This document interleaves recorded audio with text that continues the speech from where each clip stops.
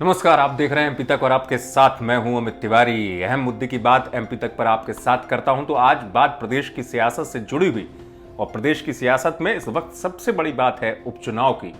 तो क्या उपचुनाव में सबसे बड़ा फैक्टर सिंधिया ही बनेंगे? दरअसल प्रदेश की सियासत में सिंधिया ही तो है जो फैक्टर बनकर रह गए हैं। तो क्या सिंधिया वो वजह बनेंगे? बड़ी वजह बीजेपी के लिए भी। जी हाँ, सिंधिया सियासत में इसलिए फैक्टर बन गए कि सरकार जब कांग्रेस की गिरी तो वजह कौन थे? सिंधिया। बीजेपी सरकार में आई तो वजह कौन थे? सिंधिया।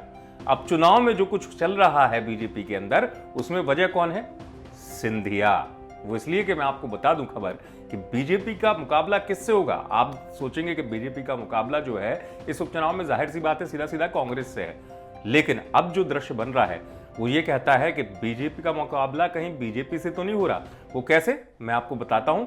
हुआ ये कि प्रदेश की सियासत में जो सिंधिया समर्थक हैं, अब उपचुनाव में 27 सीटों पर चुनाव होना है, तो 22 लोग ऐसे हैं जो करीबन कांग्रेस के लोग हैं जो आ चुके हैं बीजेपी में, और उनको ही टिकट मिलेगा। अब हुआ इसका असर ये कि जो बीजेपी में आए हैं कांग्रेस छोड़कर उपचुनाव में, वो तमाम बड़े चेहरे जो सिंधिया समर्थक थे, मंत्री भी है, उन्हीं को टिकट मिलेगा। तो जो पहले से बीजेपी के कार्यकर्ता हैं या जो चुनाव लड़ चुके हैं, उनके मन में एक असंतोष चल रहा है। इस असंतोष को आप ऐसे समझिए कि अभी बीते मंगलवार को ग्वालियर के एक बड़े दिग्गज नेता सतीश सिकरवार, जो ग्वालियर पूर्व विधानसभा से चुनाव लड़े थे, वो आ गए कांग्रेस में। अब बीजेपी ने समझा इस बगावत की आहट को, क्योंकि वो तमाम चेहरे, यहां पे एक जल्दी से नाम और आपको बता दूं कि आप अगर जहां जहां देखेंगे तो इस बात को शायद मेरी समझेंगे कि जहां उपचुनाव होने हैं। चलिए अनूपपुर का आपको उदाहरण देता हूं। अनूपपुर में जब शिवराज सिंह पहुंचे कार्यक्रम में, तो आप सोचिए जो पिछली बार वहां बीजेपी की तरफ से चेहरे थे, रामलाल रौतेल, वो मंच पर गए नहीं, वो मंच के नीचे बैठे रहे। उनको इशारा किया गया, अधिकारियों ने कहा सीएम साहब बुला रहे हैं, लेकिन वो मंच पर नहीं गए। तो क्या ये हर सीट पर इस तरीके की नाराजगी है?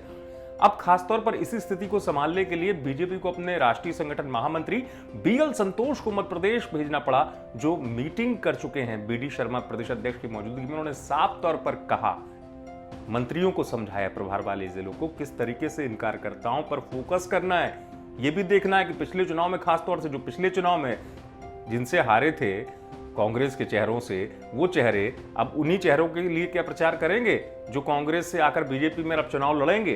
तो ये तमाम चीजें बड़ी असंतोष की वजह बन चुकी है, और पार्टी के अंदर ही अंदर जो कुछ चल रहा है वो बीजेपी के अंदर का है, उसमें कांग्रेस का ही नहीं है।